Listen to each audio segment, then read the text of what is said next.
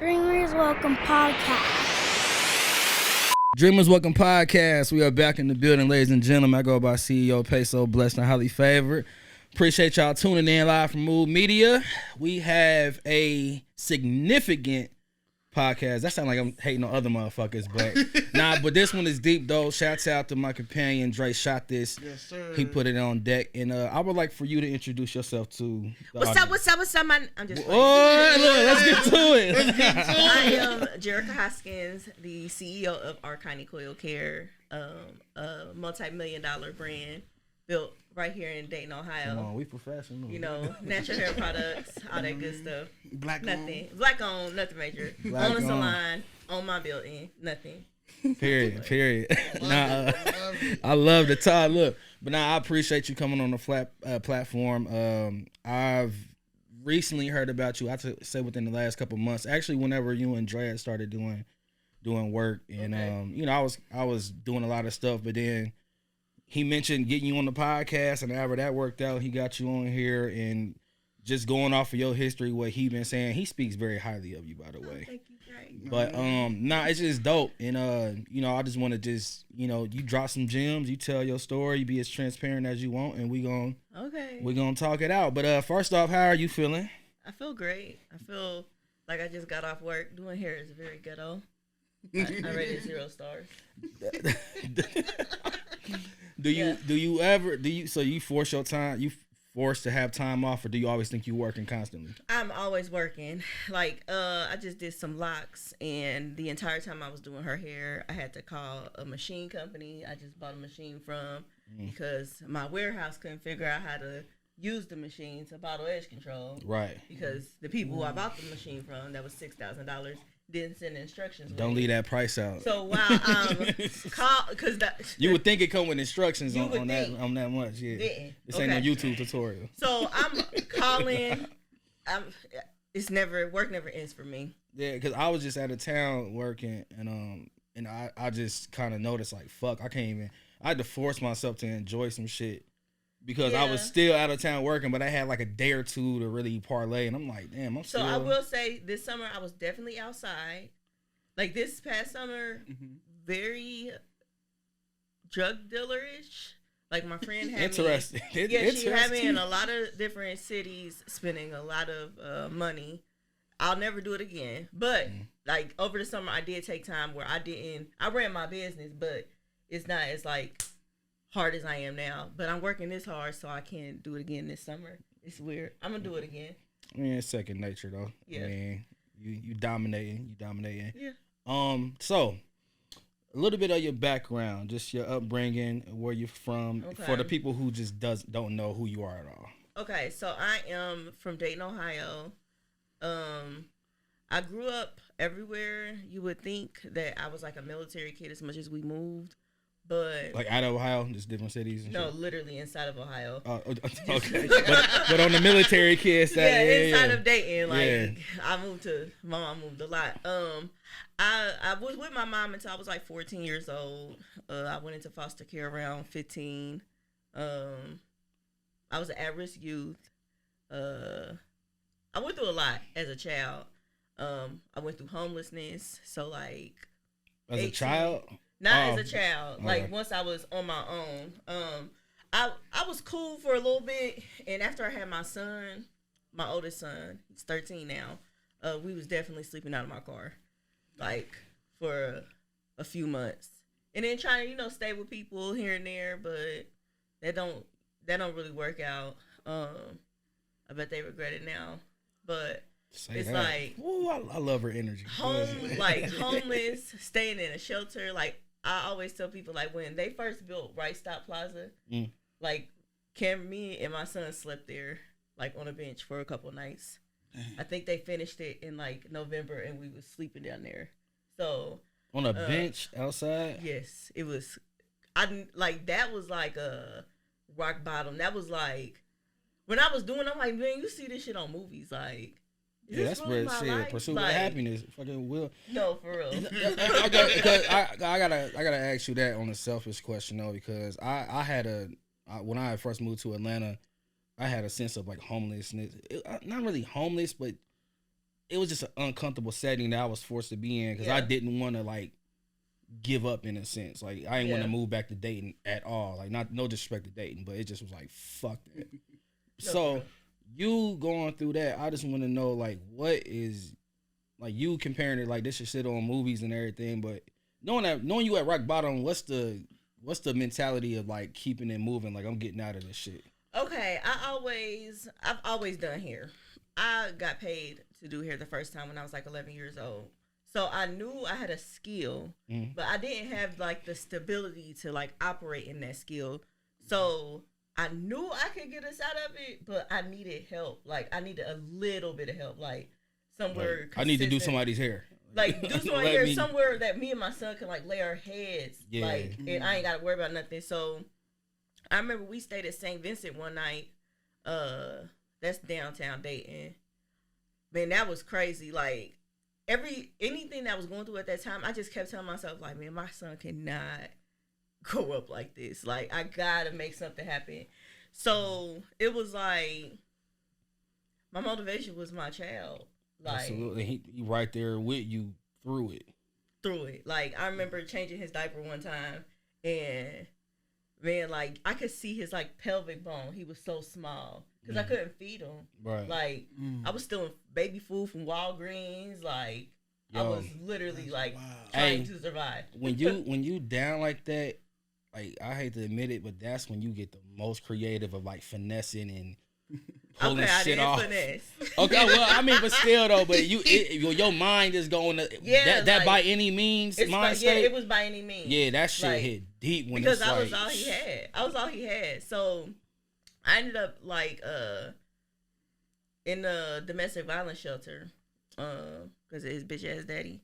But I ended up in a domestic violence shelter, and we stayed there for like 3 or 4 months, and that was literally like the trampoline for me. Like it was like, okay, this is what it is. Like, and I used to fill up this Rubbermaid bin full of water to bathe him in, like, cause I didn't want to. It was like a community shower type situation. I'm like, okay, I'm gonna give him some sense of normalcy. Like, so I remember one night when I drug it down to my room. Though I'm like, and it's whack as fuck. Like, I gotta get out of here. Like, and I prayed. I'm like, look, I'm like, Father, like, I put my son to bed or whatever.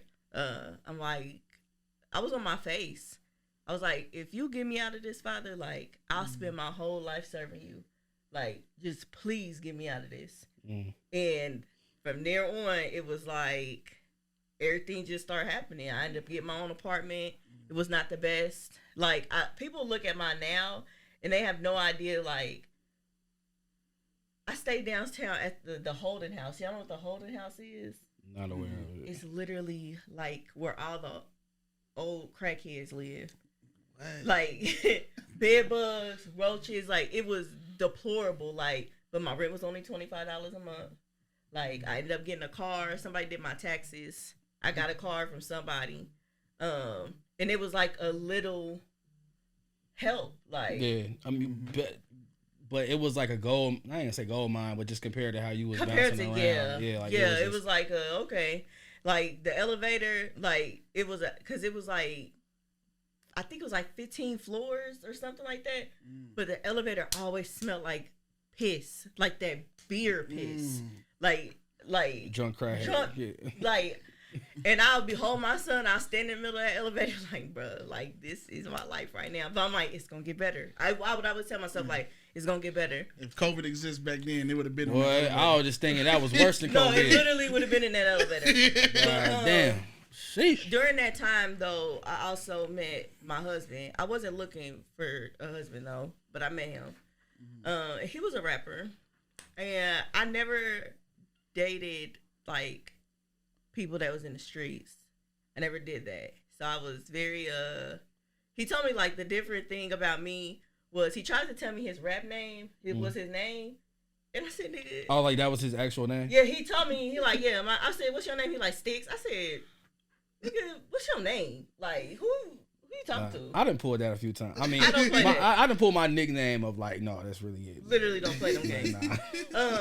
But I feel him though, but yeah. No. So I got that first and last government name, social security number, ID number.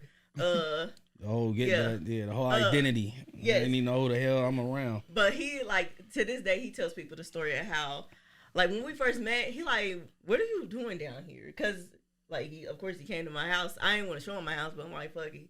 What's up? So he like, you and your kid living like this? I'm like, this is what we gotta do for now. I'm like, I'm gonna be Madam CJ Walker though. And he like, okay, period. You know. I'm like, I just gotta get into hair school. I'm like, once I get in hair school and like it's gonna go for me. We ended up like getting married like 11 months later. 11 months later. Yeah, we've been married for 11 years. Woo! Yeah, you talking about fate, and then like, you bringing him into somewhere that he could have been judgmental or whatever the case is. But he was going through his own little struggle or whatever. It's like we both. It was the perfect storm. We both met at like the perfect times in our lives. Like the pivot happened, like almost simultaneously. Like he was in the streets. I'm like, you need to go get a trade. Like, you need to stop doing that and go to school or something. Like, what are you doing? You gave him that vision of getting the fuck up out of that shit. He got up out the streets. He supported me. I went to school. Man, I was at Carousel for 4 years. I got a PhD in hair. But I kept getting pregnant. Stuff just kept happening to, like, deter me from graduating. So, everybody, like I said, they be in my business on the outside looking in, like, they think that my husband just came on the scene, like, and nigga was sleeping on the floor with me at one point. Wild. Like, when I went to school, I didn't have to work. I didn't have to do nothing. Like, he supported me in all of that. Like, no matter how long it took me. Like, I ain't have to worry about a bill or nothing. So, my mindset has always been, like, I knew what potential I had. I knew what I had in me. Like, this is what's going to give my family the life that they deserve. Like, fucking lutely. So, you know, everything, everybody go through shit or whatever, blah, blah, blah. But, like, I remember, like, where was he working at? Shit. He was working, what was it, 2016? I say, like, June of 2016, I'm like, I'm about to start making hair products. And he like, girl, I'm like, no, for real. He like, I mean, well, you did say you was gonna be Madam CJ Walker. I said, I'm about to do that shit, but I procrastinated. So hair products came before you owned like a salon or a building? No, kinda. Around the same time? Like that, everything. Man, the Most High is crazy. Like everything, it was like the Big Bang. Word. Everything happened around the same time. Like I became a salon owner like October of 2016. But the way I became a salon owner. Do tell. Okay, so boom. I used to work under this lady. I ain't gonna say her name, but she was older than me. She was my mentor in hair. Like I shadowed her in hair school when I was in high school. I shadowed her in hair school when I was an adult. Like she followed me my entire cosmetology journey. So when I first got out of cosmetology school, I worked with her, and I was her shampoo girl. And I was doing hair, nails. I was doing everything. And she like, Jerricha, like, focus on something. Like, so I ended up like getting a position to manage a salon. Okay. I worked there for 3 months, y'all. They done pulled a scam, and it had somebody come in and vandalize the shop. They touched everything but my stuff. So I'm like, what? And you guys are gonna. So you was already getting hated on right here? Like but it wasn't. I feel like they just didn't want to keep the salon open. They didn't want to pay for it, so they was trying to get insurance money and close the shop. Right? Yeah. But okay. Yeah. That's deep. That's nigga. When I say series of unfortunate events, yeah. I ain't gonna say that name. I ain't gonna say that name. That's messy. Okay, so I ended up getting into another shop. Everybody knows where Jerricha worked. Y'all went to the salons I worked at because I've been doing y'all's hair for years. So the second salon I went to, it started off cool. Yeah. Like me and the girl was hitting it off. Like she was teaching me stuff, I was teaching her stuff. We was both young, coming up in the hair industry. And when I tell you, people like the idea of like being my friend and being associated with me, but the intimidation that be there after a while, it's like you can do it too. Like, I'm literally showing. I don't care. I've never been the type of female that's like, well, if I'm doing it, you can't do it. I'm gonna show you how to do it. Yeah. But don't be mad if I'm like lapping you. You gotta put in the work. You know. Yeah. So, man, I would have these dreams. Okay. And this one time I had a dream, and I'm like, I came to work the next day. I said, girl, I had a dream about you. She's like, well, I said, you literally closed this shop without telling none of us. And you was packing your stuff, and I was like yelling your name, and you was ignoring me. What? And her face was like, what? Hold up. So, finish the story. No. All right, because this shit crazy. getting deep. So then the next day, that night I went home. I told my husband, I'm like, bro, I'm like, something up. Something up. So I left my Kindle. I had a Kindle tablet, and I left it on because I didn't work on the Sabbath. So I left it on my station that Saturday, and she was telling all the clients, like, yeah, I'm closing the shop. I ain't gonna tell Jerricha and such and such though. I already found me somewhere to work. So me, when I find stuff out, I can't hold it in. Yeah. I was supposed to hold it in and just move. Yeah. But then I was like, you got me fucked up. Like, what is you doing? Like, hold on, but how much time in between is? I literally worked there for 6 months. No, between the dream and you telling her the dream and then the shit, she actually pulled that shit off. Dream happened on Wednesday. Another dream happened on Thursday. Let me tell you the second dream. The second dream was me going to the salon that just got vandalized. Yeah. And it was my shop. Okay? Okay. It's empty though. And I'm like, why are we here? I kept yelling. And she's just walking around in a circle like a ghost. Like just walking around. And I'm yelling at her like, why you got me in here? That later became my salon. Like the vandalized joint. Yeah. Like 8 months later it became my shop. So that's dope. It's I love crazy. It. So okay, when I told her the second dream, no, I didn't tell her the second dream. I told her that I recorded her. She's like, you recording me? I said, absolutely. Ohio is one consent state. You don't gotta let nobody else know that you recording them.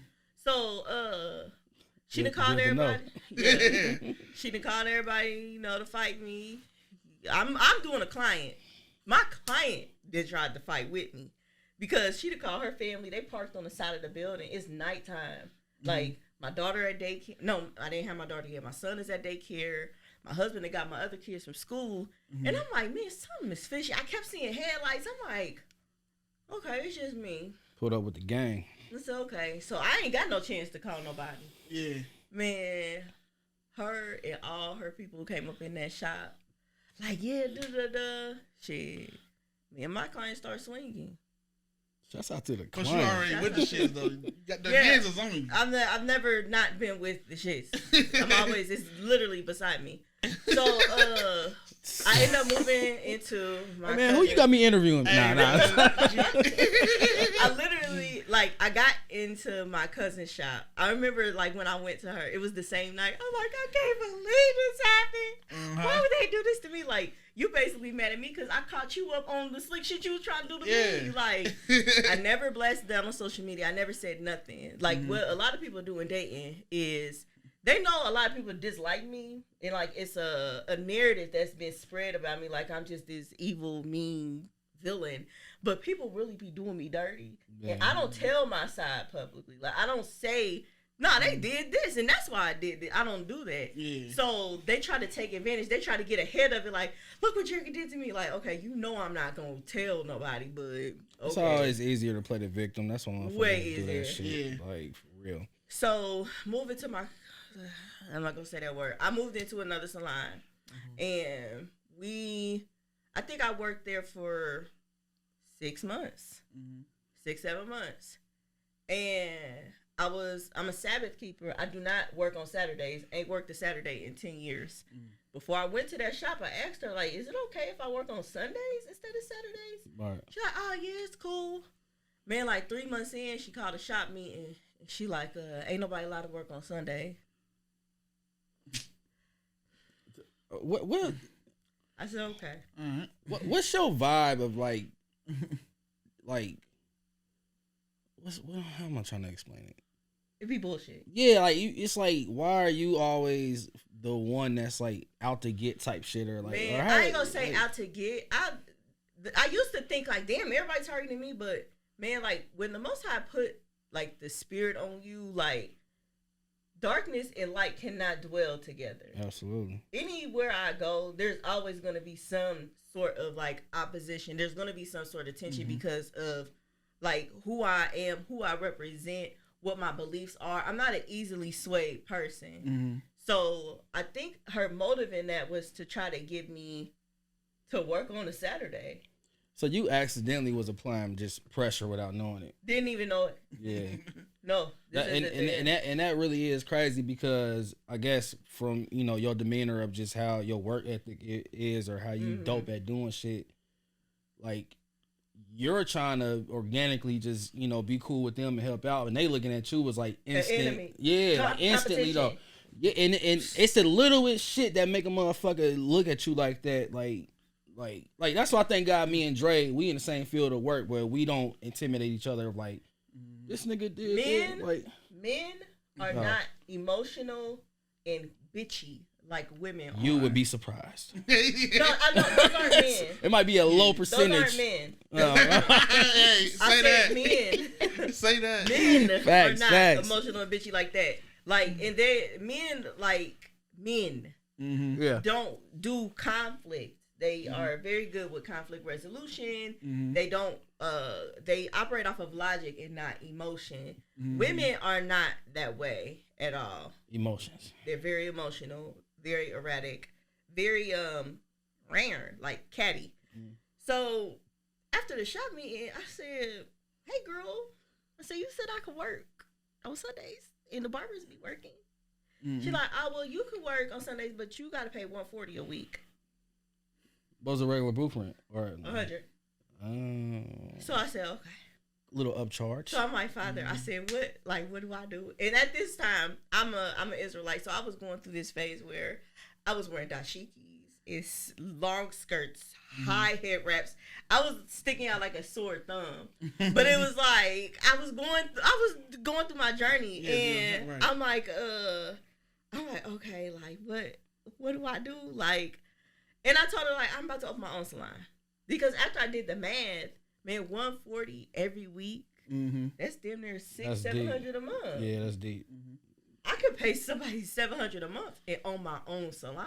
Yo, you was already getting business minded. Like. Yeah, like, so I started running sew-in specials. I was selling bundles. I do braids. I worked 6 in the morning to 6 p.m., go get my kids from daycare, feed them, bathe them, bring a client to the house, do them from 8 to 2, 3 o'clock in the morning, get up the next morning, do it all over again. Like, on the grind. On the grind. So I'm like, okay, I got to get up out of here.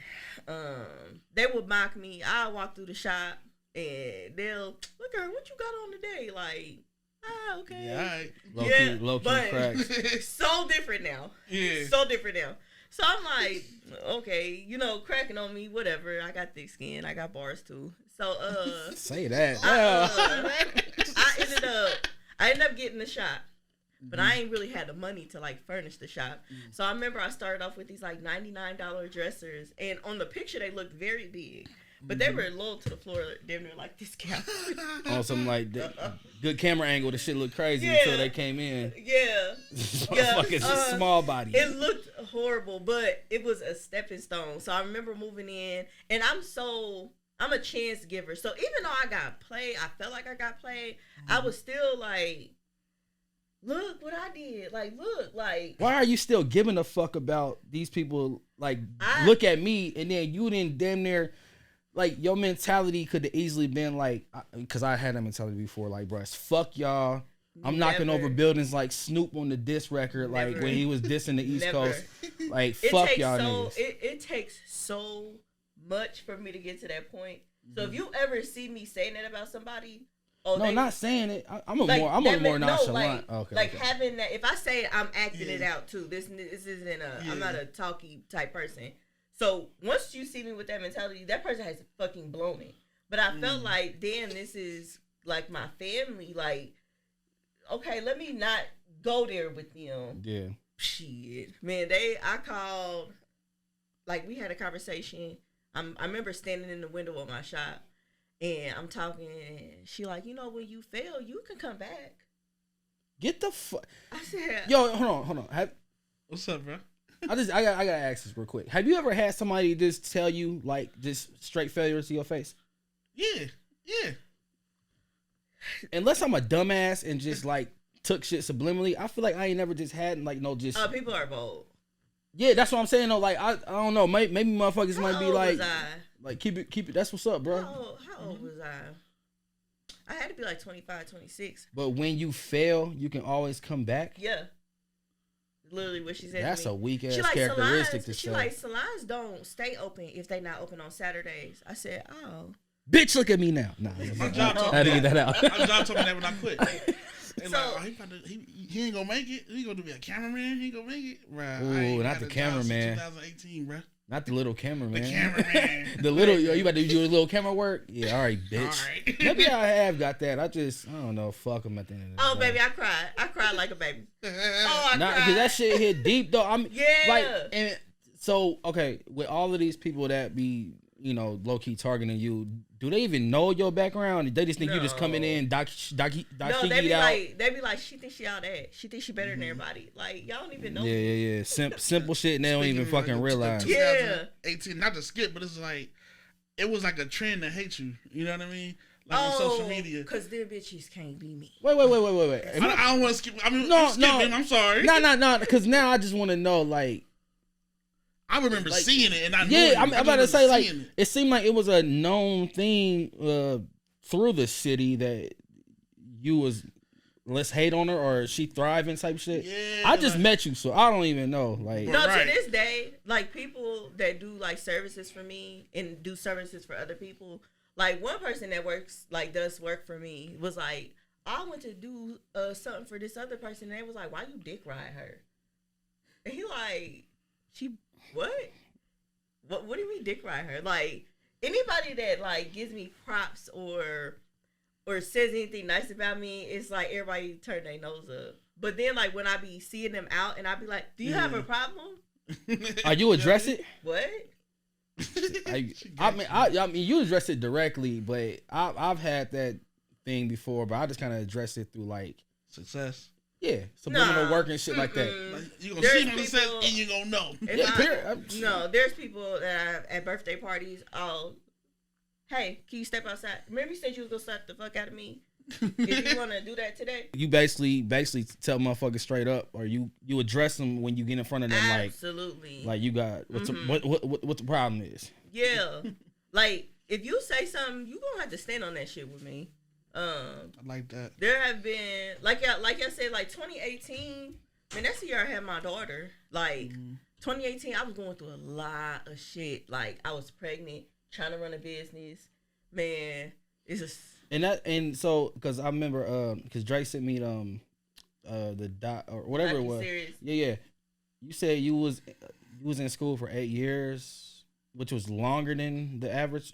You're supposed to finish cosmetology school in like 12 months. Okay, so it's all these hiccups and everything that's getting in the way for you to like actually finish it. Man, like Mr. Magoo, like how the worst things happen to him. Yeah. Like I used to sit at home like Mr. Magoo. Like, bruh, is this happening? Like, but everybody that is on the outside looking in. Bluetooth connected. Period.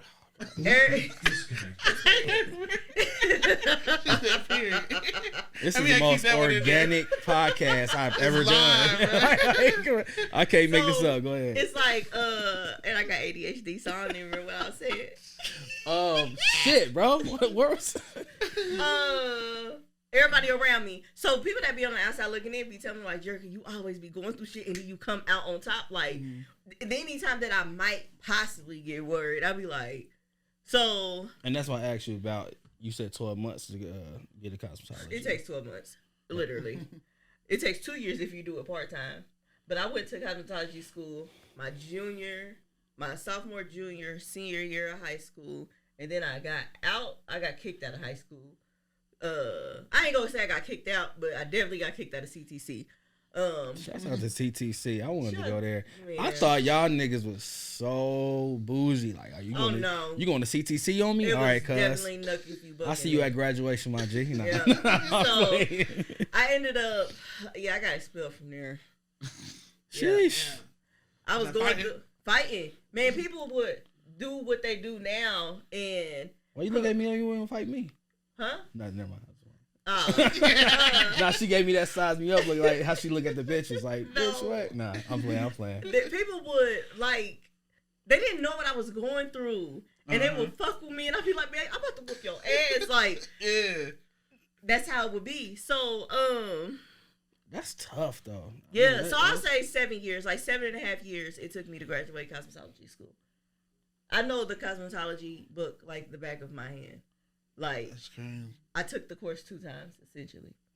So let me ask you this though, because you so business savvy, and I feel like you had that characteristic before you even knew it. Yeah. So do you think that was just something you just, I can't even say learned on the way, because you had like some crazy shit going on. Like, was it just embedded in you? I really don't believe in coincidence. I feel like everything that I needed to be successful, like the Most High gave me at birth.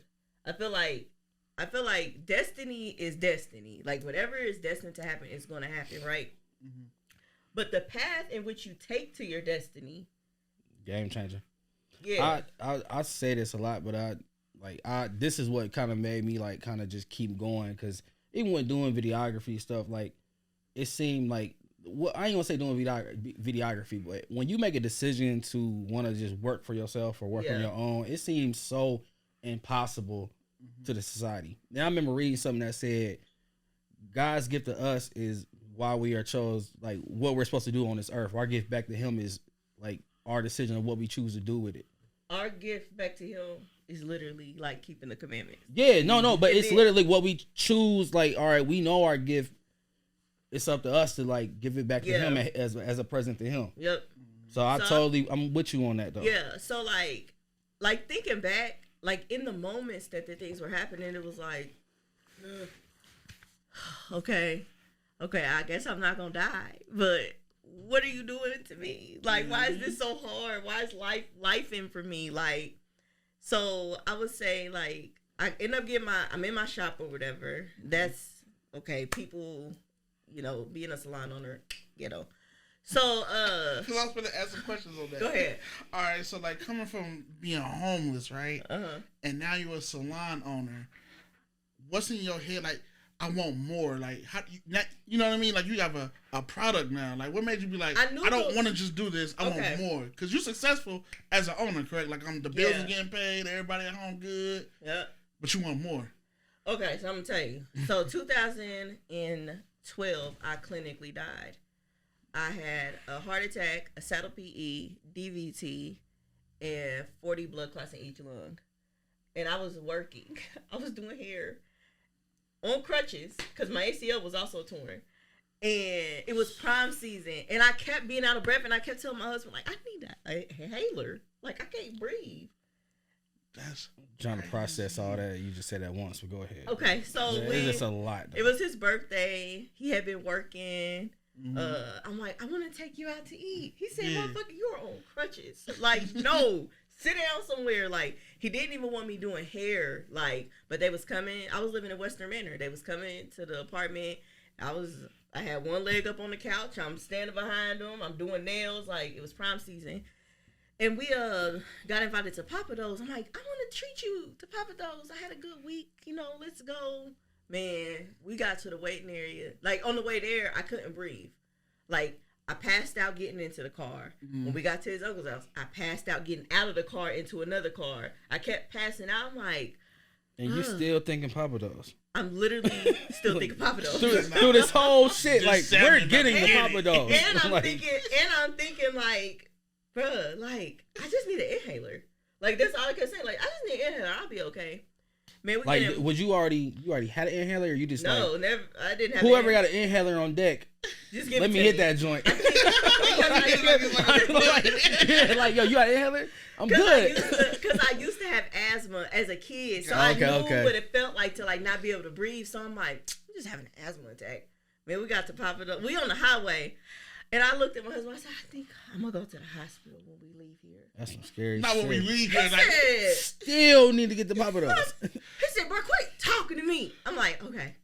So we get to Papados. I can't even make it up the steps. I'm on crutches. Wow. Okay. I'm getting up the steps. I keep having to sit down. I'm like, I don't know what's wrong. My heart was beating real fast.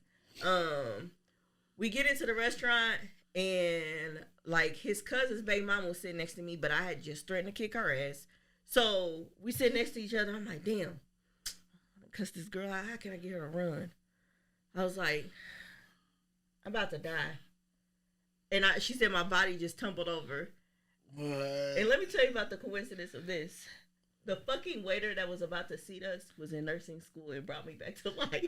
Wow. Shout out to I'm her. so It was glad. a man. Shout out to him. I'm so glad you can laugh about that now. Yeah. That It was shit. scary. It was scary in the moment. It was definitely scary in the moment. But like thinking back, it's like, man, the Most High always had his hand on me. Like even if something bad was happening, like it was a little ram in the bush. Like you gonna be all right. Just need to shake you up a little bit. They was getting Stay it. going to something because when you hired me, you was fresh off of like an accident, right? Literally crushed my femur, broke my hip. Like, what are you doing? You would think you be skiing or something. Yeah, I was about to say that sounded like some skateboard piece. No, shit. literally Jeez. somebody hit his head on as we were coming home from Disney World. Damn. We were leaving the airport from Disney World and they hit our car. Kids in the car and shit. Every like that. kid that I had. Yeah. And you're the only one that got injured like that. No, I'm the only one that got a severe injury. The only people that didn't get injured was my husband and my youngest course, son right. because he didn't even have his seatbelt on. He was hiding under the seat. So he didn't get a scratch on him. But, so we, Damn, bro, that shit deep. what happened? Okay, so fast forward, boom, I ended up getting another salon. I upgraded from my back products. So in 2017, I officially launched the products. I launched the products to the public. I was testing it on my family and stuff. And at first, wasn't nobody fucking with me. Like my clients bought it from me, but when I was posting on social media, I've never been the popular person. I've never been The go-to. This Like, we gotta jump on this shit. It's like, Yeah, shit, never yeah. been that person. I've literally had to work to get my name out there. Facts. So when I first started, that was in January 2017. I launched. So I'm like, okay, boom. Everybody don't shampoo their hair. I'm like, everybody don't use hair butter. I'm like, what do everybody use? I'm like, edge control. I'm about to make edge control. So I remember putting it in these tiny little jars. And then I had my little 4-ounce jars, and I'll drop around to all the salons. And I'm like, you guys want to buy some edge control? They're like, bitch, Guerrilla who is you? marketing, yeah. Like in a 98 Buick Century, driving around begging people to buy my edge control. And they all like, I said, well, shit, I'll give it to you. Like, try it. Like, Blue man, Magic. nothing. Nothing. So I've always been, I know how to sell things. I've always had that gift. Like, even when I was in hair school, I was like the top retail seller in hair school. Like, I don't know. It's just me. So, Boy, I ain't mad at it. I ain't mad at it. Okay, my friend at the time, her daughter, I was doing her daughter's hair, and I'm like, I put the edge control on, and that's how I created the Rub Challenge, trademarked by our Chronic Oil Care. So, the copyrighted trademark hashtag, yeah. Trademark the copyright or both. Trademarked copyright videos. Okay. Okay. Yeah. So, like, reproducing the Rub Challenge is like copying a work of art. Nah, facts. Period. Okay. So. I'm about to tell a crazy story. So I was doing her daughter hair, and I'm like, I said, bitch, this not moving. She like, I said, get over here and record this. So I literally just rubbed her forehead. Yeah. Like, rubbed the edges. And nothing moved? Nothing. Even today. Right so now. Okay, not to be funny, but not like the Gorilla Glue chick. Nothing. But I mean, it wasn't. It ain't gonna move though. Right. But it ain't permanent. All right. Bet. Yeah. So, recorded that, and I knew that dating wasn't fucking with me, so I always added my hair to natural hair groups. Anything that had to do with hair, I put myself in it on Facebook because I didn't have a large Facebook following. It was like, how am I gonna get my products to the world? Yeah. I posted that Rub Challenge video in like a natural hair group, and I remember we watching Power, and my phone like bling bling bling bling bling bling bling, bling, bling, bling, bling, bling. I'm like, I said, what is that? Man, I had sold out everything. What? Like, everybody in the hair group had completely wiped out my website. Let's backtrack a little bit. Website.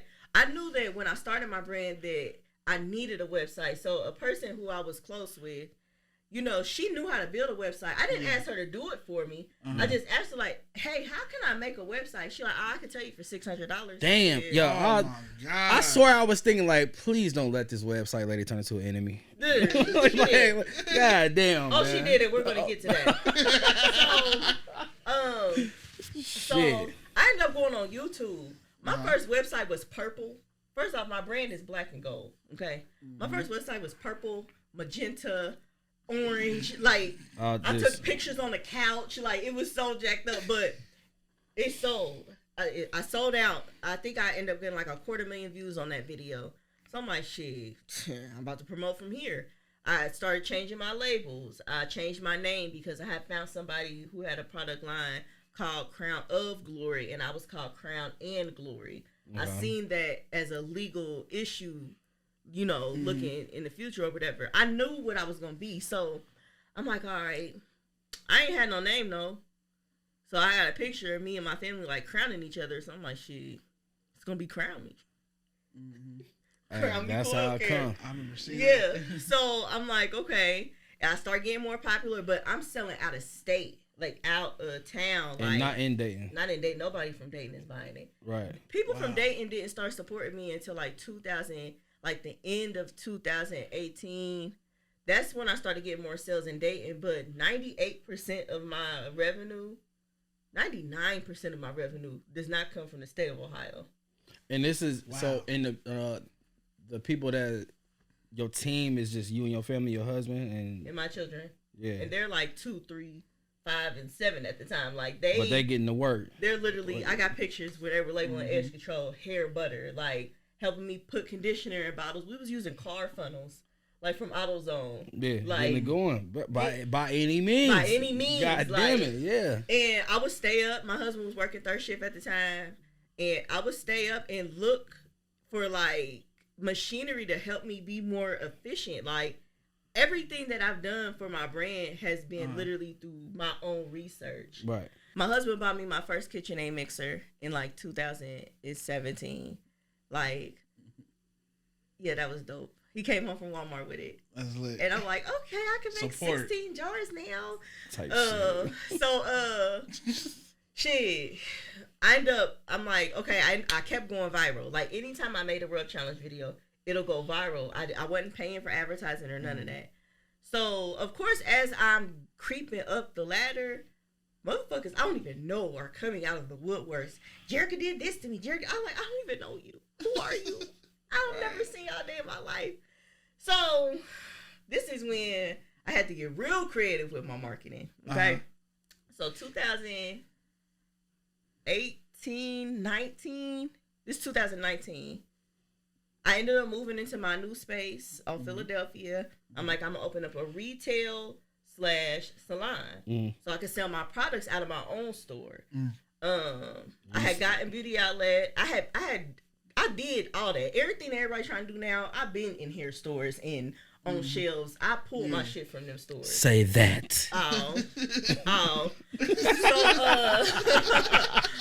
So I've always wanted to do one of these so I could talk shit. So hey, I love it. So I'm in my zone. I'm literally blowing up in my city in front of everybody that hate me. And out of no fucking where, there is a fake page in the Dayton Messy group that just it was like they made like a poem kind of status. I don't be in them groups. Yeah. Somebody sent me, like added me to the group. I'm like, what the fuck is this? I guess since they seen my name, they decided let's get messy with her. Yeah. Now, my husband is not a, have you ever seen Jerricha? Yeah. A couple times? Yeah. He's not a friendly person. Yeah, right. He's not a I'm out and about type person. Like, you gotta know him to even be associated with him. He's not like me. Yeah. Okay? Who's something? I'm fucking Cromie Coil Care's husband. said, okay, cap. So cap and my husband is terrified. He's terrified because I'm like, hey, somebody said they fucking you. Jerk, I swear to God, I ain't doing nothing. I don't know who they did. Like, okay, because you know I'll kill everybody, including you. So, I'm like, who is this? Well, nobody tell me. But everybody, of course, everybody coming out the woodworks, and I still got where the camera at? I still got every single screenshot of every single person that commented on that shit and was laughing at me and my family. That's my type of And none of y'all got edges right now. None of you. Crash and burn. None of you. Crash and fucking burn. Every single one of you was on that PPP list. Every single one. Life is kicking your fucking ass right now. And I still have the screenshots. So I started doing my investigation. The way the person was typing, I'm like, I know who this is. But I didn't. Can I ask you a question? Yeah. Her sign? Nah. I mean, do that matter? You just thrive off the hate that you... I love it. Like, I like that. It's fuel to the fire. It's like... It seems like more so like... They're going to explode. Volcano status. Yeah, their haters are going to explode at the things that are going to happen. And I love it, though. I'm not asking that as if, like... No. Because you have every reason to shit on these, quote-unquote, bitches. Yeah. It's my platform. I can call them bitches. So these people, like I said, I never met half of the people. And then some of the people that I thought was my friends was like, yeah, I don't like her. I said, well, damn, you didn't tell me? Yeah. Why you telling it in this group? Like, so... A couple of weeks prior, somebody had sent me a screenshot of this young lady's post. I'm not a Facebook beefer. I don't like typing because I'm okay, social media, World Star didn't exist when I was dragging people. Like there was nobody that was recording where I was acting like that. Yeah. Thankfully. But word of mouth. Yeah, like chill. She'll beat your ass. Or it was easy to lie and be like, she ain't do shit to me. Yeah, because there's no video proof. Exactly. Yeah, exactly. Okay. So I'm like the girl sending me the screenshots of the post. I'm like, I don't even know this girl. This girl made this long ass post. Oh, this girl tried to destroy my business and everybody thinks she's such a saint and such a good businesswoman. And I'm looking at the name of the person. I said, I don't even know who she is. No. I said, who is this? You can call him a bitch on here. It's cool. I won't. Okay, I will.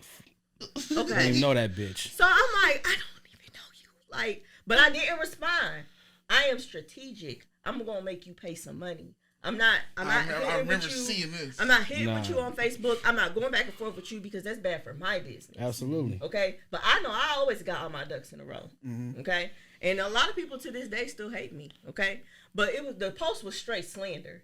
I had messaged the young lady and asked her, like, hey, can you take this down? I don't even know you. Like, apparently it was from an incident that happened in 2014. Wow. That, like, I think the young lady was selling, like shea butter, but it was the same shea butter you can get at the hair store. And she was marking up the price. And I just messaged her. I said, hey, somebody had posted, like, can't you get this at the hair store? I commented, like, yeah. But I inboxed the young lady. I said, hey, maybe instead of, like, you keeping the same label on there, relabel it. I'm trying to give her some advice.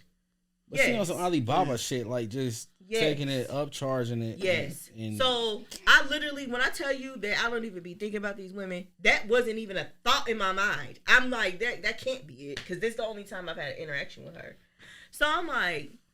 People tell us, they keep sending me the post, and everybody on there like, I know who you're talking about. You're talking about Jerricha, this and that. Like, she can't be talking about me because I don't even know this girl. We've never had an interaction. Like, and I literally just said I was about to buy some products from this girl. Like, what are y'all talking about? Like, So, shit, I was eating lunch, and I'm like, let me see if she own her name.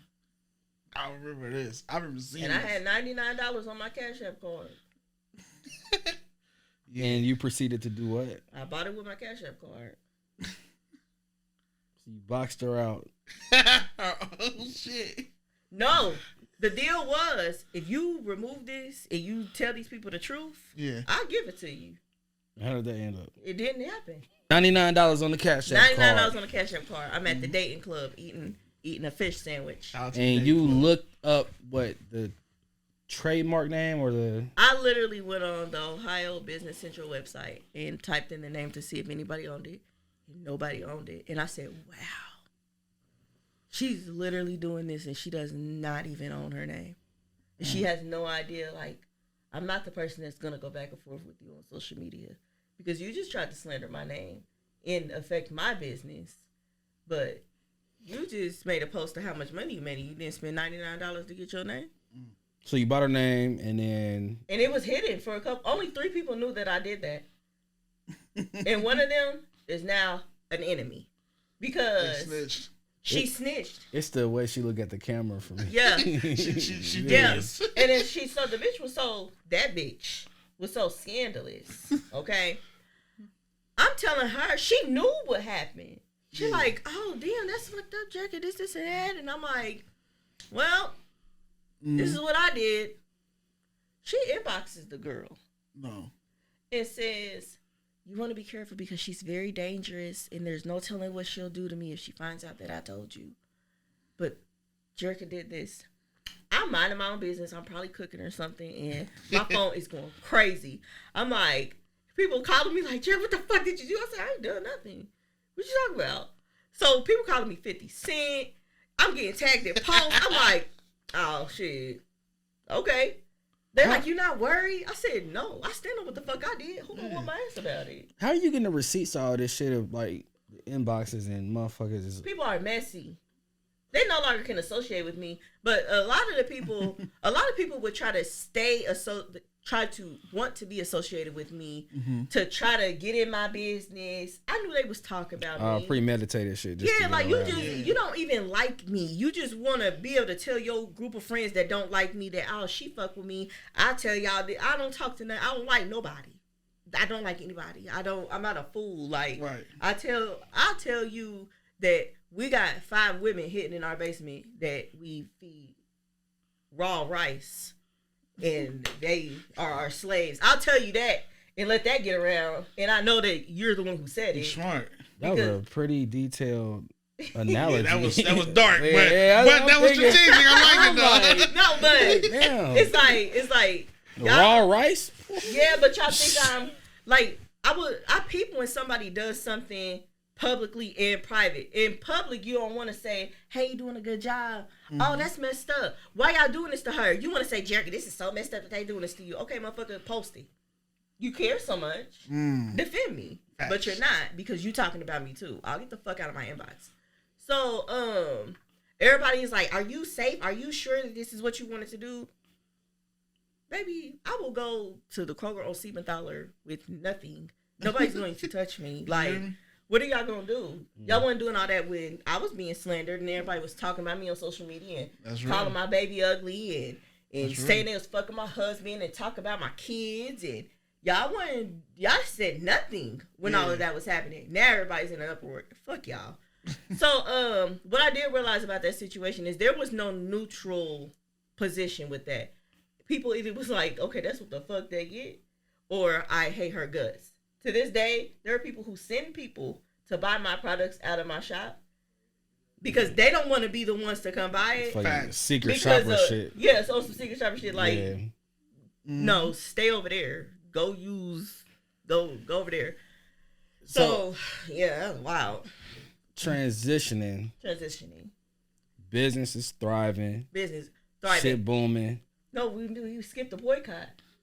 Oh, shit. This is how the boycott started. My apologies. We're still thriving, though. Still thriving. Yeah. I was terrified, though. Be stopped. I ain't gonna lie. I had never been the butt of a boycott. So I'm like, okay. So let's talk about this boycott. How did this happen? One of my ex-friends started it. Wow. She was like, you know what? We're going to boycott our Crummy Coil Care, or Crummy Coil Care at the time.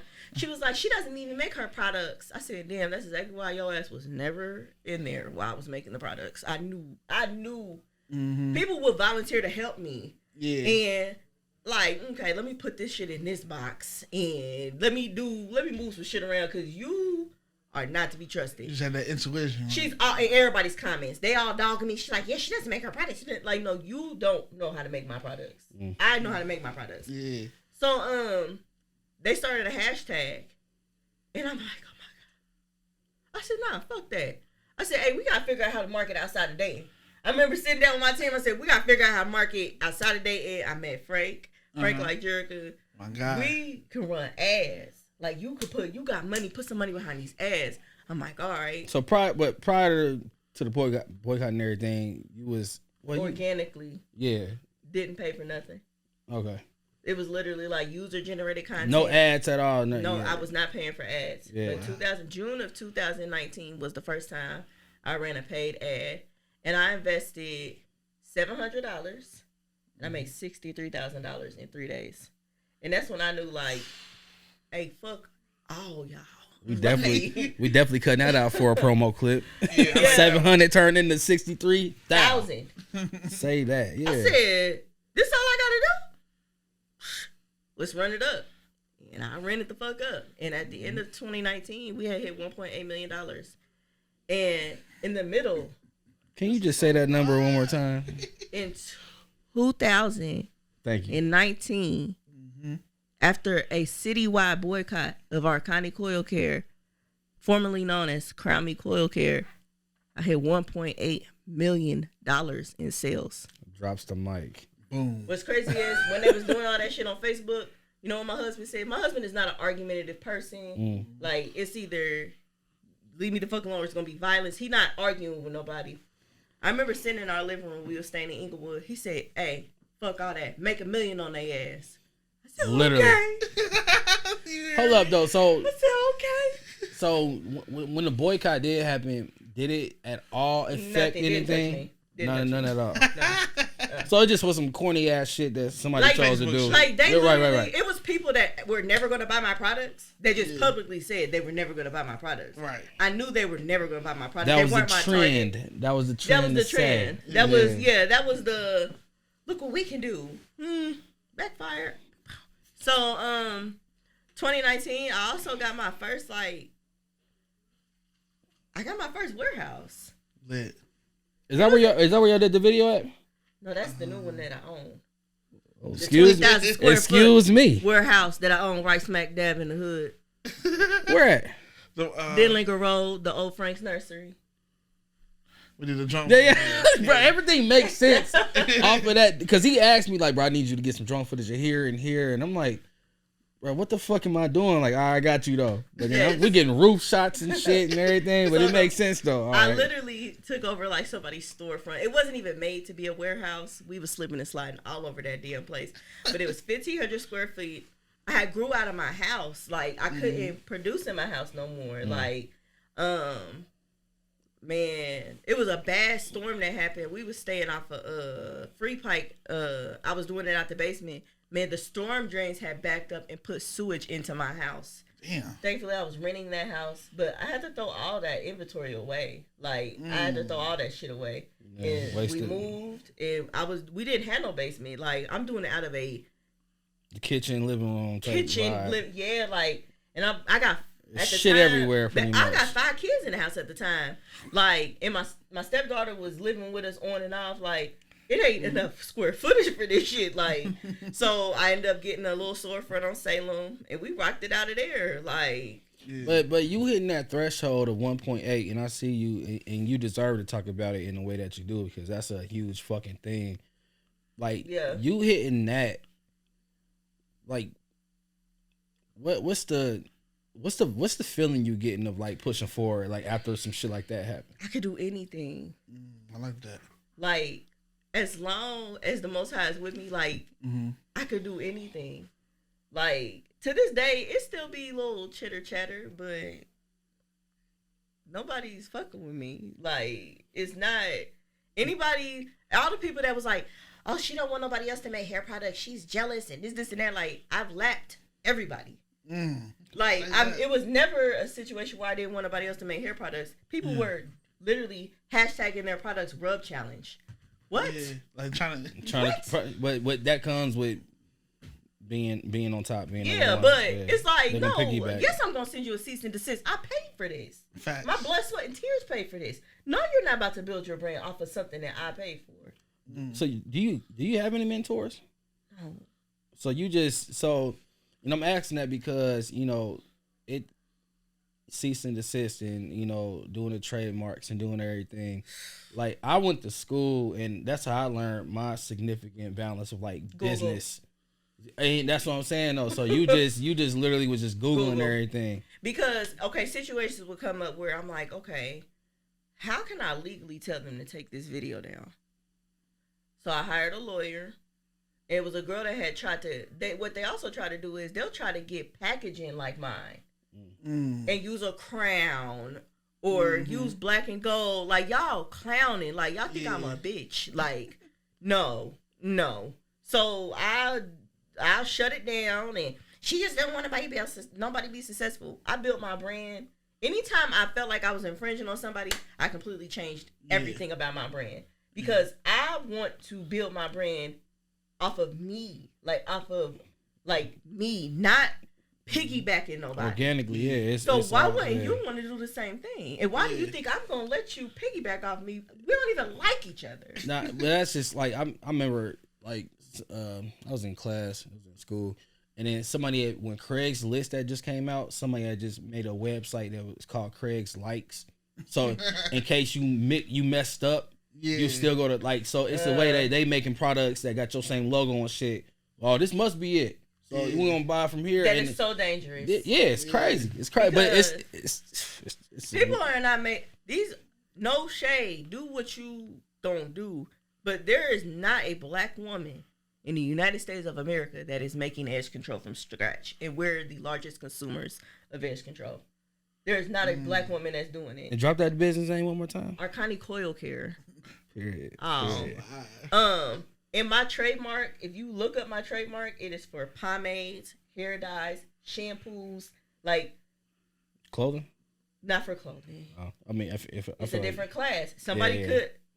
I feel like you might want to do that. My turn on that. That's all I was thinking. Because people don't know with trademarking, it's like different classes. Yeah, so you might want to do that. You might want to do that. Yeah, because once I get my yeah, you're gonna see it. I promise you. So it's like it was they didn't understand because they don't understand business. It's actually dangerous for my company not to stop these other brands because you buying your edge control from God knows who, and then we sell it. We're making our stuff. If they mistake you, I'm more liable to get sued. Mm-hmm. Like they're gonna look. Oh, I remember that brand. It's that false advertisement. Yeah, like I'm gonna get sued if something happened adverse from them using your stuff because you tried to make your brand look like mine. So, shit, I'll be the bad guy. What? Not the ad lib. So what would you say is the strongest characteristic that you feel like you needed to get through all of this shit? Hey, you cannot be like weak-minded. You can't be easily influenced because it'll throw you completely off. Like, man, it's so many times. And I'll say even to this day, there are, like, I'm not a digital expert. Mm-hmm. My expertise is literally marketing. But you have people that have been on my team, and they've tried to tell me something, and I've been like, y'all, this is what we're supposed to do because it's going to make this happen. And I'll take their advice. Right. I'll give it a try. 30 days. I'll give it a 30-day trial. Like, so I can say I told you so. I literally told you that this is what we should do and this wouldn't happen. Mm-hmm. Like, and then I'll pick up the pieces and we'll be back where we were. Like, it happens. But I think, like, I don't have training. I didn't go to school. I don't have a degree.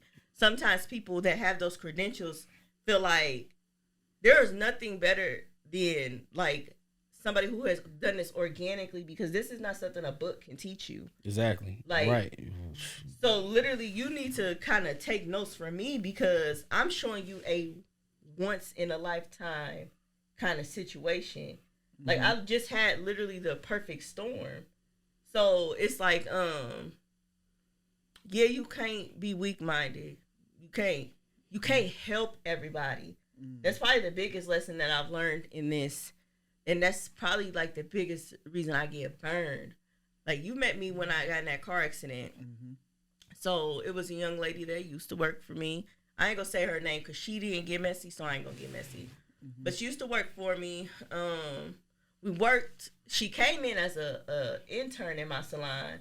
Ended up being a stylist or whatever. We fell out because she was wanting to work in my warehouse without signing a non-disclosure. I said, secret shoppers. I said, so I told everybody, because at this point I have attorneys that's like, hey, you want to hire people? They got to sign this paperwork. Yeah. So she not signing it. I said, why would you sign this? Because all it's saying is don't tell my business. Right. She crossed her arm. She said, I'm not signing nothing. I said, you don't work here. Red flag. I said, as a matter of fact, you can get your shit out my shop too. But yeah, you're not doing this. Like what? So we didn't talk for months. And my dumb ass let her back in.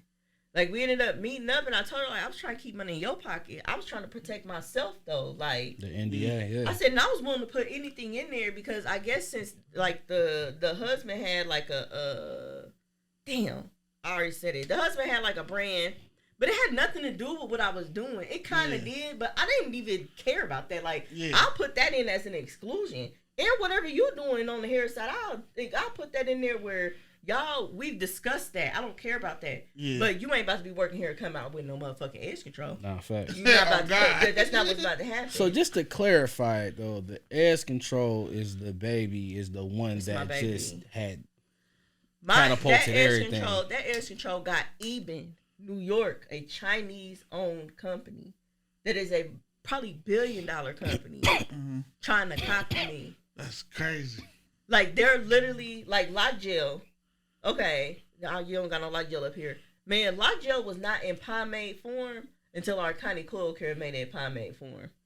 Like, Lot Gel was waxy and, like, Vaseline. Like, I came out with Lot Gel that looked like edge control because... And that's why I'm asking these questions, too, because I just want to clarify, myself and the people. Mm-hmm. You literally are creating a one-of-one of things that...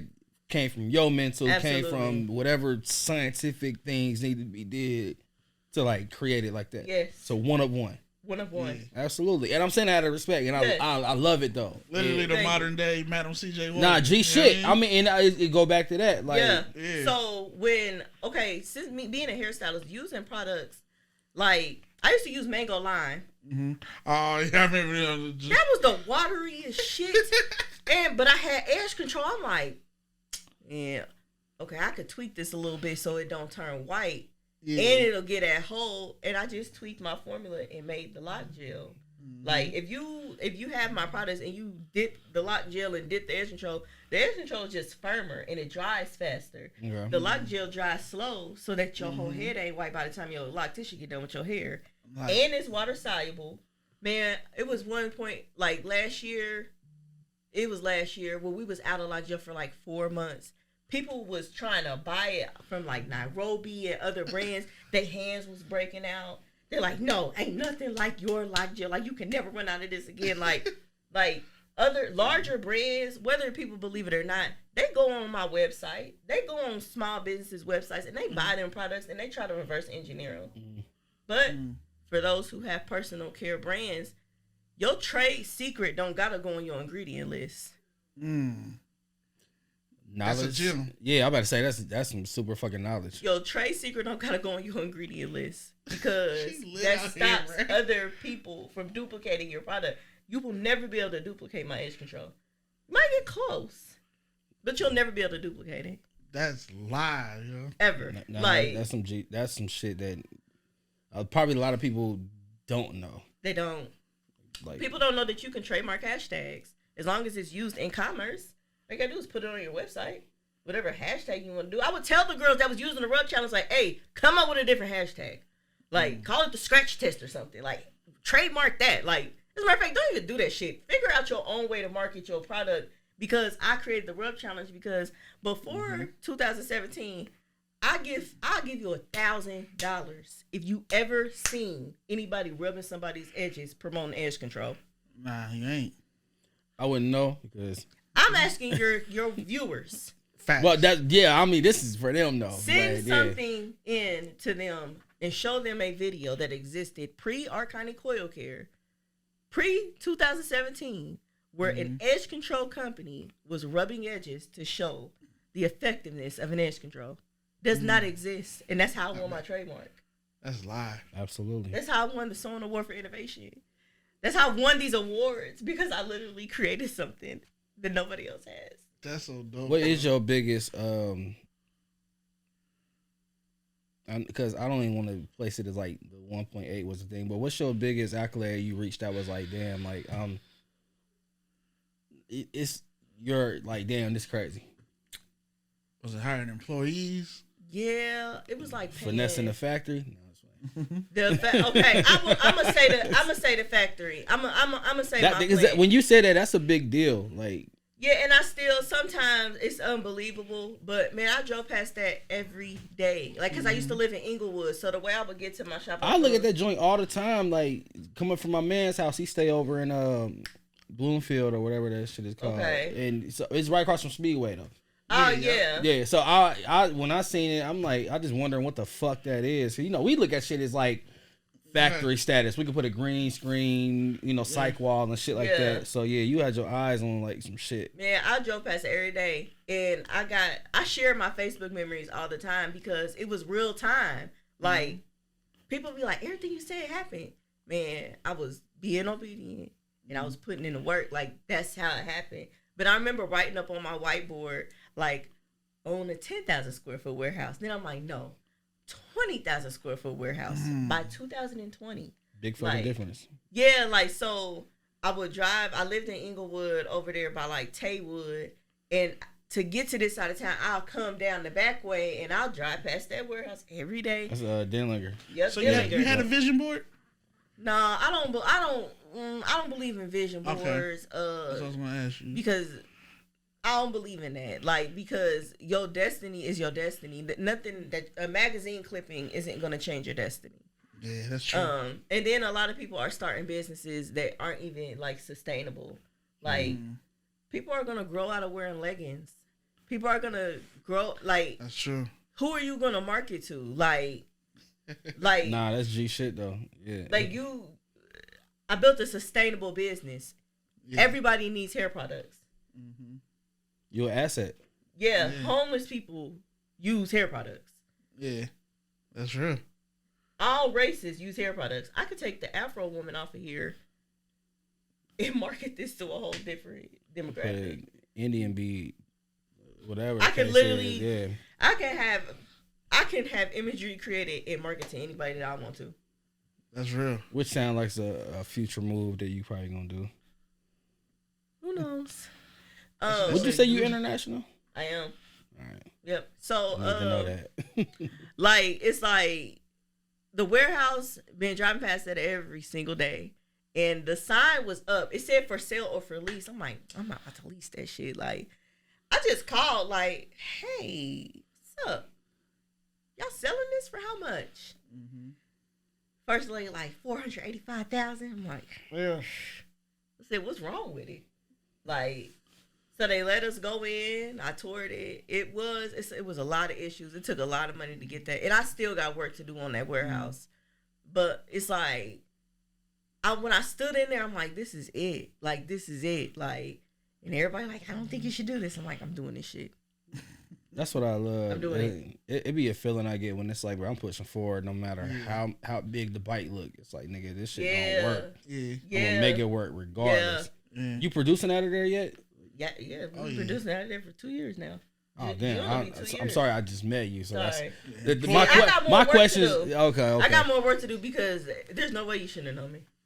Yeah. No, hometown hero type now. I mean, but respectfully. It's respectfully. Like, it's not like nothing like that at all. But I guess where my mental being like, well, I live in Atlanta too. Okay. So like, my mind be on my photography, my podcast, and everything. And I don't need edge control. Not like that's not where like you probably not checking for the latest like rapper in the city or whatever the case is. So I'm not checking for the latest like edge control. It's a whole different thing. So it's a respectful thing. Yes. Okay. Yeah. So me asking you this is becoming aware of you and just, you know, bigging you up because I love the back end story of it though, and then I know Dre put me on place with it for like, nah, you gotta like talk to her though. Yeah. So you know, I mean, I love these conversations. I'm learning a lot from you though, and it's just dope to see it though. For sure. If anything, I feel like in our own different fields, we both is like a hometown heroes. Yeah. Because you know, I'm blessed to have a background of a name that people can be like, oh, you know, PESO this and that. Yeah. Even though I was getting tagged in hood shit with you, or I mean, it's more than that though. It was music videos, but but it's been way more than that. It has. Yeah. So I'm saying that's when I first like. See. But if people know me, that they you know, I've been blessed with some great opportunities, which is why I chose to do this platform. You know, I come from a, you know, not like a background like yours, but just shit. I've been through some shit and just didn't quit. Yeah. And that's why I love your story with it though. So thank you. I'm glad that we got that weird shit out the way. Yeah. It ain't weird or nothing. No. It ain't. Yeah. Man, I ended up getting that warehouse for $386, I believe, or $385 or something like that. And the original was $45. They went almost like, I feel like they went almost $500,000 for that warehouse, but the equity in it, like, if y'all don't know, like, they really about to redo Trotwood. Mm-hmm. Like, them stores that's closing, them people is holding out on selling that land because, like, okay, behind my shop, it's about to be a Planet Fitness and Chipotle. Like, gentrification. Really? Yes, gentrification is literally happening right before our eyes, and we don't even know it. I mean, it's been happening in you know, downtown Dayton alone, but like I was born and raised in Trotwood, so I literally remember Trotwood is like the shit. Yeah, it was everything. Everything was and there. I literally seen Consumer Square close down, and thank God for Honey Baked Ham still being there and Chase Bank type shit. All that shit's about to come. It's all about to come back. They're about to build that stuff back up. It's like I feel like the people that sold me the warehouse is kind of salty because it's like it's worth so much. I didn't really pay nothing for it. Like it'll be paid in full. I think I got a year and a half left before it's like. Did they know about Trotwood like about to be building up the way it did? It's about to be. Like I think once we closed, I think it was like a situation where. I don't think so. I think it was like talks of it, but like it's still early stages though. Yeah, and it wasn't nobody that they could find that would like. Nobody had a sustainable business that can go into that building. Like for you to make a purchase like that, you gotta like already have it going. And you gotta have some money. Like you can't just go in there and well, this is what I think I'm gonna do. Like that's what I'm saying. Yeah, like So, shoot. And you wouldn't even think like I mean I know it's like be like hella like vandals buildings like that people just pass and don't even think of, but that was something because that's right in the plaza with the you got like the Frigidaire or some shit. I think somebody. Yeah, it's like a refrigeration company behind me. Yeah, but it's all in that parking lot. Yeah, man, I remember Trotwood. They used to be Builder Square. That's what they used to be. That brown building behind me. Okay. But like the city, like the police and all that, they be coming and oh my God, we love what you're doing. Like Trotwood, I don't say the mayor so much, but like the citizens of Trotwood like are supporting me. Cause we love that shit. Yeah, we remember, man. We had Applebee's, a mall, and Applebee's was a shit back in like the '90s though. but I just remember like shit. Remember that first, bro. It's just some childhood shit. I could bring up Old Country Buffet. Like nigga, we had all bro Cub Foods. Like we used to. That was it, bro. Saturdays was a whole thing in Trotwood. Yeah. So that's dope though. Just to bring that awareness back to the city alone too. And just hiring the people in the city. Because all these flexers that be on social media, like they just get so much money. Like, okay, what is you doing for your people though? That's like the real flex. That's the real flex. Like I'm not paying my people $8 an hour, $10 an hour. Like I'm paying like real life salaries for people to, work and build this with me. It's like my W-2s came in. Man, it was like 38 W-2s. I'm like, damn. So I kept this motherfucker alive, man. Like 38 people, like, but it's like it's a beautiful thing. Like I feel like the Most High gave it to me because He know I'm gonna do right by it. Like it seemed like it don't get overwhelming to you. Oh yes, it does. It seemed like you know how to handle it. I do know how to handle it. Because, man, the only way you be worried is if you out here doing dirt. Like if you out here moving funny. Like that's that shit hit like a punchline. That's that's the only way that you be like worry. Like I be like, okay, like this bottle filler that I got. We didn't know how to connect it. Like we got orders that we gotta fill, but they bought so much shit. It's like I'm like, we gotta find a way to produce this faster or whatever. I'm like, okay, I got this machine, but don't nobody know how to work it. They didn't send instructions. So all day at work, I'm like shit. Like it's gonna be okay. Like you gonna figure this out. I'm about to pull up in the parking lot here. I'm like, y'all need to send me instructions because y'all messing up my production. Like, and I walk in here like, hey, what's up, y'all? How you doing? Not fat. Keep it culture. Yeah. Like, but it's like the only way that I don't be worried. I don't want to use. I be worried, but it ain't. That's not the word I want to use. It be like I know some shit is happening. I know that there are things that I have to figure out how to pivot and change and fix or whatever. But like worry, like nah. Remember, I told it's the same way like directing videos and stuff, or just any type of work. Like when people are looking at you in the midst of it, and it's like, damn, she gonna figure out this machine shit. Like you just can't let them see you sweat. Because it's like once the director is stressing and then everybody is like, nigga, papers flying. Like, man, what the fuck? So it just come down to like keeping your cool of like, all right. But the people that know me, I'm gonna cry in the car, but right now, I will cry in the car. but right now though, I'm gonna keep this shit cool. Like, oh, this ain't shit. You know what I mean? People that know me, like they know when I'm under pressure because I don't talk. Like I be like, yeah, okay. Like, they be like, you cool? I'm cool. No, you not. I will be. Like, it's like, everybody give me my space. They know I'm going to figure shit out. Yeah. And that's what I love. Like, y'all can go home, take care of y'all's kids. I'll worry about this shit. I'll figure this shit out. This is my baby. Yeah. Like, y'all just helping me to take care of my baby. Like, but at the end of the day, it's my responsibility. This is my dream. Ain't nobody going to work it like me. Yeah. So, yeah, like...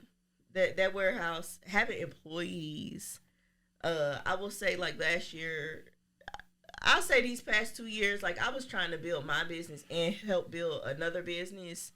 Do not recommend. Do not recommend. You can't make a motherfucker work. Yeah. You cannot make them want it. You can't give somebody ambition. You cannot. And at the end of the day, like people gonna use you. And these are the gems that I'm gonna give, okay? People gonna use you for what they can, and once they figure out they can't use you no more, like they gonna drag your fucking name through the mud. Like once you get hit, like, okay, you ever caught somebody cheating? You ever went through a girl phone? One of y'all went through yes. And then she flip it on you like, nigga, what the fuck you want through my phone for? Yes. Literally, what happens in my life when people get caught in they bullshit? Yeah. What the fuck you going through my phone? Like, no, you're doing flip something. It on you, yeah. Like, so it's like in business, I try to keep my principles, my morals, and how I treat people. I do that with everybody, but I understand after a lot of bumps that everybody is not me, and everybody's not gonna be me to me. Right. So, and all the times that I've had this mentality, like, oh, if I'm going, we all going. Everybody can't go. I had to drop players from the team at a super early age with what I'm doing because it gets to me. This is what I realized what I was trying to pursue. You gotta understand a point of like when you're not like dream chasing no more. Like we're living it, and other people still be in this factor of like. It's so at some point, it's not enjoyable as much no more. It's like, damn, bro, it's time to tighten up. So just, it just take a different type of person to really understand, like, into, you know, the be blunt with people, to cut people off, to stop them in their tracks, because it just turned into that shit. It's like, like you can't have no missing components trying to create something that's like you said, sustainable, and like it's you. Yeah, everybody got to be on the same page. It's like, and then thinking back, like man. I want to say this bitch name, but I ain't gonna say it. But man, investing thousands, like 50. I feel like I might know.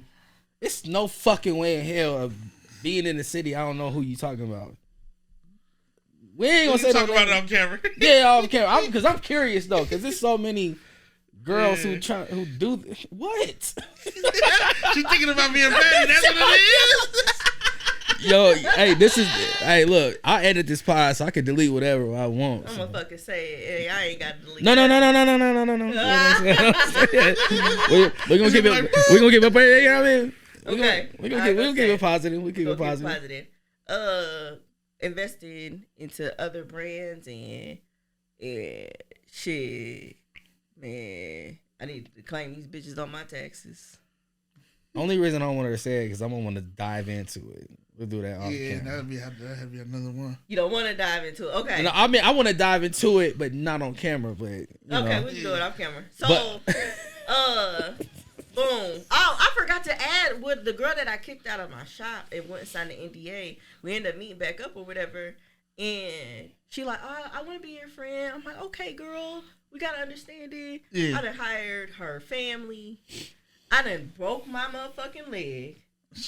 As soon, everybody knew before they came in, because, okay, you fooled me once, shame on me. Fool me twice, shame on you. I mean, shame, well, you know the saying, whatever. Yeah. So I was dealing with her with caution, and I told my warehouse, because my husband, my brother-in-law, my little brother, they run my warehouse. I'm like, they not allowed, her mama and daddy ain't allowed to watch production. Like, they could package orders, but they're not allowed to watch y'all make anything. Curate it, yeah. Yeah, day one, the daddy is literally, what y'all making? What's that? Like, bro, like, go over there. Relax, like, on G. Like, yo. So that was it. I said they started like September, and she was trying to get all her family in. I'm like, hold on, I can't hire this many people. Yeah. Like, let's do a little bit at a time, and I'll hire as needed. But it can't be my family and your family in here. Right. So we got into the car accident November 21st. Like, we coming home from Disney, like, had the best time of our lives. And this old lady, she's probably like 65 years old. Have you been in my house before? Been in my house. Okay, so I live in a place where there's a hill that you go down. Like, going to my house, I'm going downhill. But people coming, they coming uphill. Okay? I'm on my phone.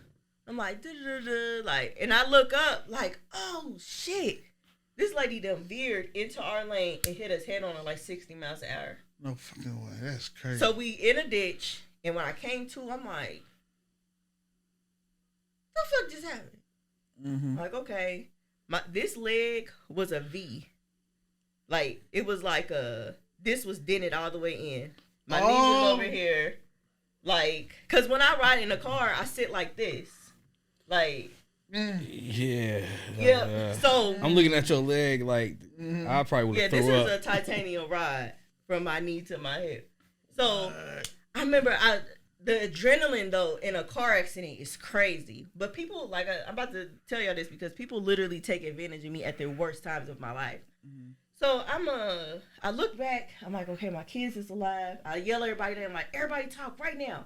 So my husband, he jumps out of the car. I don't even know if he's hurt. He just pulling everybody out.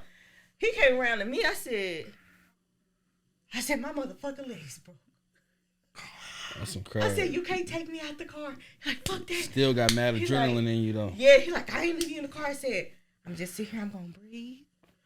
I said, call the ambulance. I called my sister. I said, bitch, my leg is broke. I called 911. I said, you gonna have to get the kids.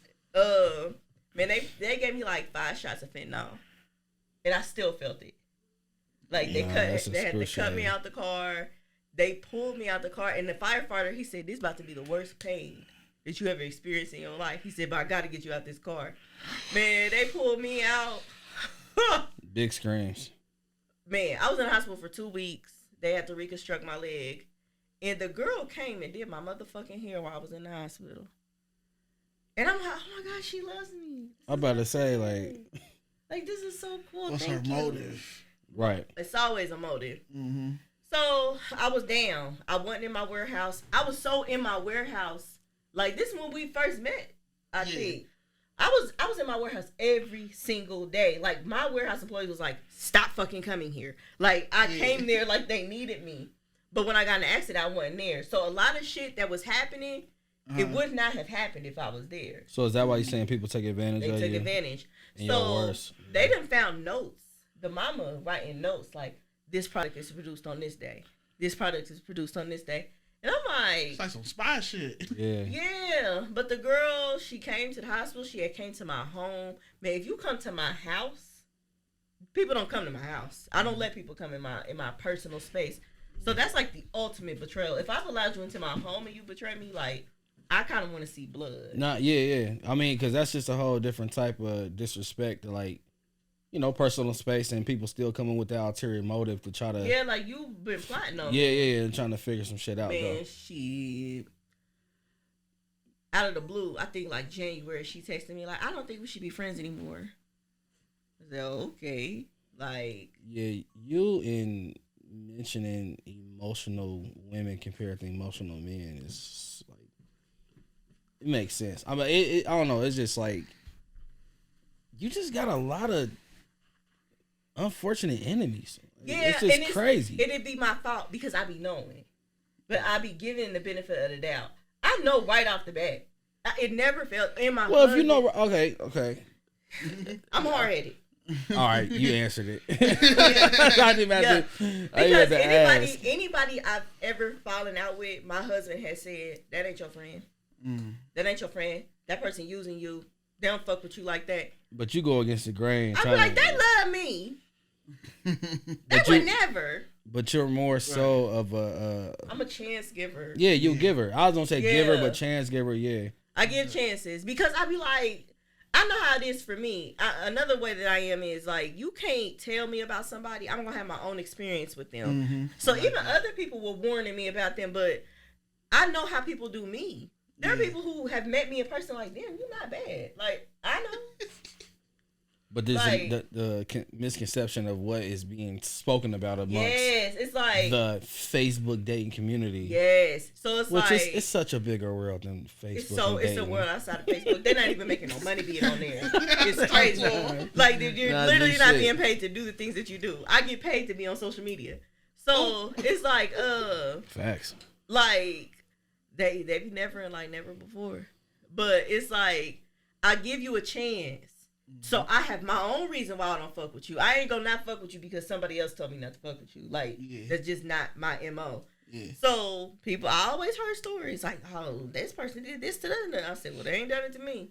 So, but just let my guard down, stupid shit.